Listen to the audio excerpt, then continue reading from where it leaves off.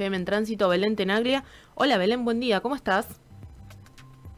¿Cómo andan? ¿Todo bien? Muy bien, ¿vos? Bien, bien, bien. Muy ATR desde muy temprano. Hoy informativamente se viene un día intenso. Bien, ¿tema? Bueno, es uno de los temas que les traigo en el día de hoy, que en verdad sucedió ayer, pero es antesala de lo que va a estar sucediendo hoy en el Congreso, que va a estar tratando, entre otros puntos, el veto de Milei a la emergencia pediátrica, ¿no? Claro. Y en el día de ayer se realizó en el Hospital Posadas una conferencia de prensa para denunciar nuevos despidos, ¿no? La situación del Hospital Posadas es bastante complejo, recordemos, bueno, para quienes, me imagino que por nombre se lo conoce, pero bueno, está ubicado en el partido de Morón, es de gestión nacional Ujú. y tal vez es uno de los hospitales que cuando inician gobiernos de derecha o gobiernos que pretenden ajustar, el POSAS es la variable de ajuste. Ahí arrancan los despidos, en general suelen ser como el ensayo, ¿no? Para ver luego qué se hace en distintas instituciones de salud. Y justamente en el día de ayer se realizó esta conferencia de prensa. A eso de las 12 del mediodía arrancó esta conferencia de prensa para denunciar nuevos despidos. Fue en el hall central del hospital y se reclamó durante esta jornada también la emergencia sanitaria en todo el país, ¿no?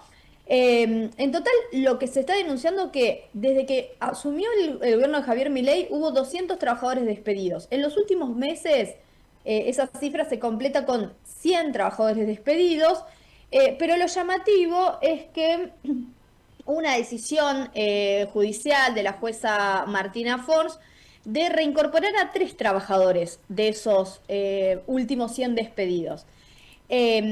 ¿Y qué es lo llamativo? Que la Cámara de Apelaciones rechazó esa decisión de la jueza Martina Fons y vuelve a despedir a los trabajadores. Es decir, trabajadores que habían sido despedidos.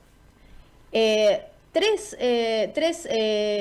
se los notifica que vuelven a sus funciones, vuelven a trabajar y se los vuelve a despedir, ¿no?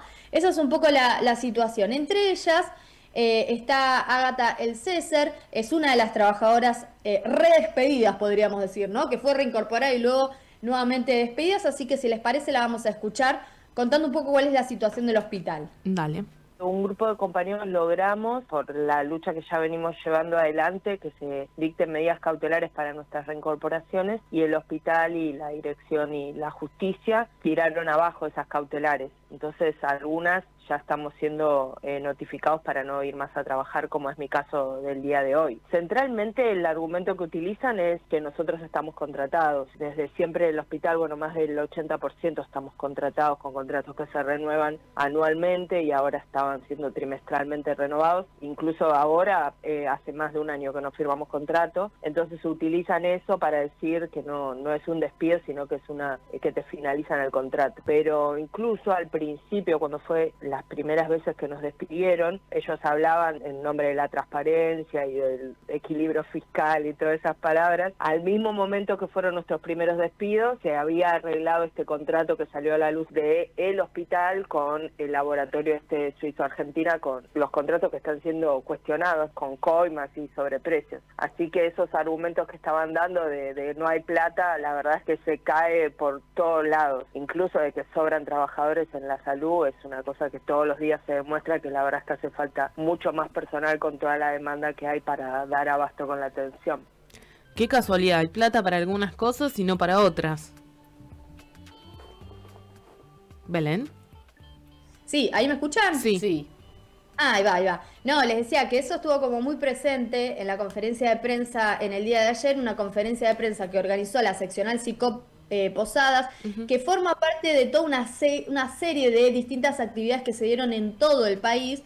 Ayer uno de los epicentros era el Hospital Posadas, justamente para visibilizar, por un lado, la crisis sanitaria en términos generales, ¿no? Que vive el país, porque tal vez el Posás o el Hospital Garrahan o el Hospital Laura Bonaparte, que son hospitales que incluso, bueno, hasta si quieren mediáticamente son más visibles, ¿no? Pero la realidad es que todos los días, y esto lo contaban ayer los trabajadores de la salud, todos los días hay un conflicto en algún hospital de todo el país, ¿no? Y participaron de esta conferencia, bueno, además la gente de la CICOP, la gente de FESPROSA, estuvo también la gente de la CTA, y estuvieron profesionales del Hospital Garrahan, del Hospital Rofo, del Laura Bonaparte. Bueno, fue muy interesante esa conferencia de prensa y cómo se conformó la mesa, porque por ejemplo estaba la Asociación de Pacientes y Vecinos del Hospital Posadas, ¿no? Porque el Hospital Posadas, yo no sé si ustedes lo tienen de vista, pero es una Sí. monstruosidad. Si pasás por la autopista del oeste lo vas a ver, pero tiene mucho anclaje territorial, ¿no? Está ahí muy pegado a lo que es el barrio Carlos Gardel, entonces tiene mucho trabajo territorial el Hospital Posadas, así que también estaban los vecinos, también, bueno, estaban los jubilados, ¿no? Que se acercaron a manifestar su apoyo a los trabajadores de la salud. Y lo que recién escuchábamos era a Ágata el César, quien, bueno, describió un poco cuál es el estado de situación. Estaban también los abogados de la CICOP, que llevan adelante todo el proceso más judicial, ¿no? De defensa de los trabajadores, que además decían, el agravante es que de esos 3 trabajadores que se reincorporan, pero los vuelven a echar, hay 2 que tienen fueros gremiales, ¿no? Entonces digo, ellos decían, no tienen reparo por ninguna condición, esa es la situación. Pero lo que decía Ágata es el problema, uno de los grandes problemas que tiene el Hospital Posadas, y que en general se replica en muchos hospitales, es el sistema de contratación. Porque esto ya lo vimos cuando arrancó el gobierno de Mauricio Macri en el 2015, que se empiezan a conocer los primeros despidos, se utilizan los mismos argumentos.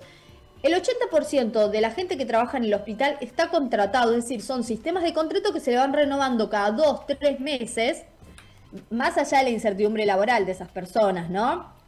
La realidad es que es eso, ¿no? Que técnicamente, y en eso se ampara el hospital o las autoridades del hospital y el gobierno nacional, técnicamente no los han despedido.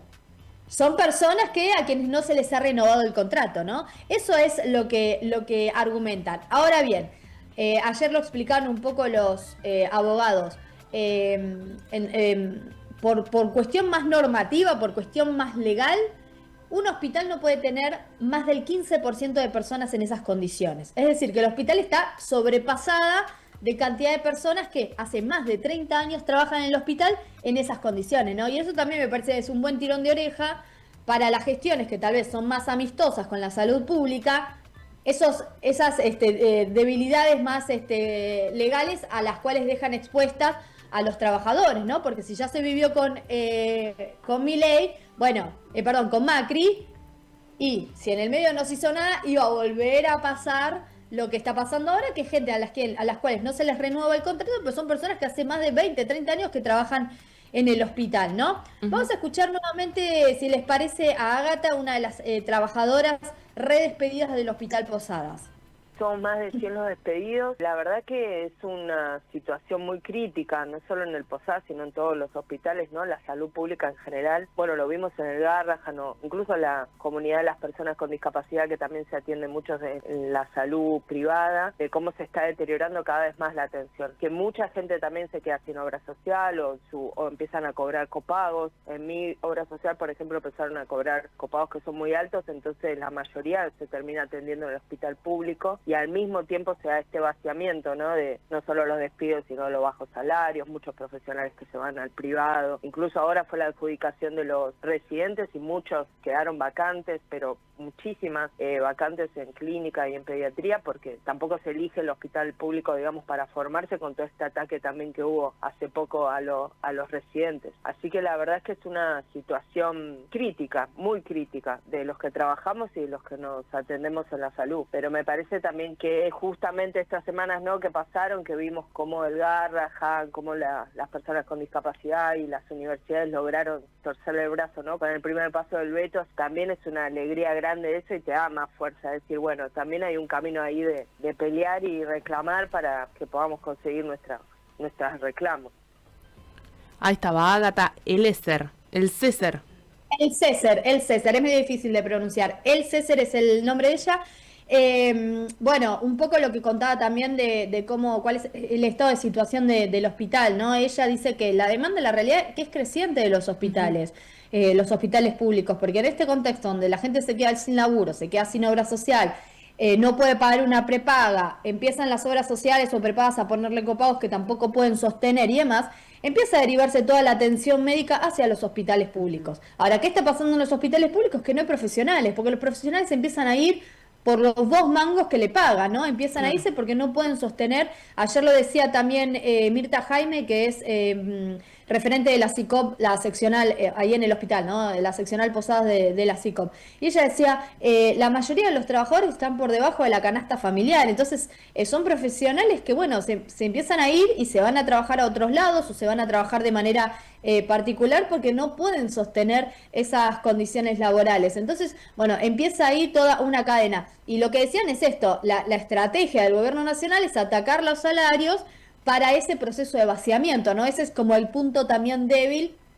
Ni hablar, que lo denunciaban ayer, bueno, el cierre de distintos programas o direcciones que atienden enfermedades como tuberculosis, hepatitis, VIH, ¿no? Bueno, el reclamo tal vez lo más fuerte, lo más visible, tiene que ver con lo salarial, con la reincorporación de los trabajadores, con el pedido de pase a planta permanente, pero también están pasando otro montón de cosas bueno, que afecta directamente la calidad de atención de los pacientes. Por eso es que hoy también se va a estar pidiendo en el marco de, bueno, de esta fuerza, ¿no? Que se va a estar haciendo en la calle fuera del Congreso, se va a estar pidiendo la emergencia sanitaria en todo el país, ¿no? Bien.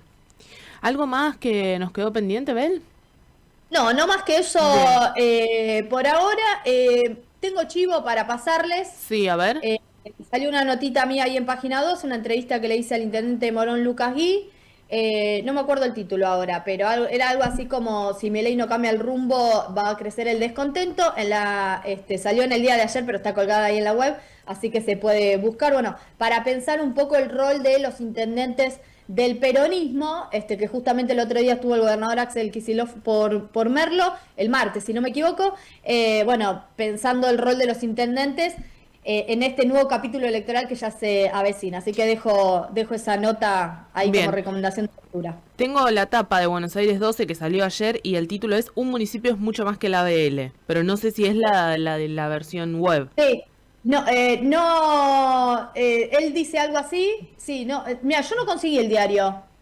Ahí les voy a pedir que me lo guarden. Sí. No lo conseguí, así que no sé muy bien cómo está titulado, pero sí, algo de eso habla. Bueno, justamente bueno, el rol de los municipios, más allá de las funciones más tradicionales como es el ABL, hoy los municipios gestionan otros aspectos de la vida cotidiana de los vecinos y vecinas y por lo tanto tienen capacidad de incidir en las decisiones de la política un poco más en la plana mayor, ¿no? Tal cual.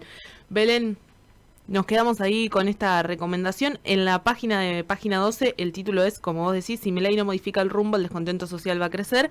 En la tapa del diario, ahí la estábamos viendo en nuestro canal de YouTube, habla de la cuestión de los ABL, así que en cualquier lugar la pueden entrar a leer ahí a Página 12. Perfecto, gracias, chicas. Gracias, un saludo. Era nuestra compañera Belén Tenaglia de FM en Tránsito trayéndonos la información del conurbano, como todas las semanas. Por si acaso se acaba el mundo.